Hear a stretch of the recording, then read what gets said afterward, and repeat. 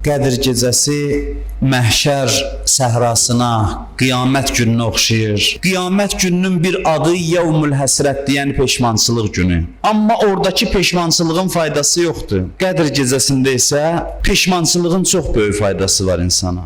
Orada fəryad eləyəsən, qışqırasan faydası yoxdur. Burada bir dənə ah çəkəsən, xeyri var insana. Baxasan günahları var, deyəsən heyfkar eyləməzdim. Bu ah çəkməyin çox faydası var insana. Hər kəsin qiyməti Qədir gecəsində onun peşmançılığı ilə ölçülür. Bütün gələcəyimiz bu halımızdan asılıdır. Peşman olanların gələcəyi yaxşı olar. O adamlar ki, keçmişinə peşmandır. Qiyamətdə bəziləri deyər, ya leytəni kuntu turabən, ey kaş torpaq olaydım. Orada o sözün cavabı yoxdur. Amma burada bir adam deyər, kaş torpaq olaydım, bu günahı eləməzdim.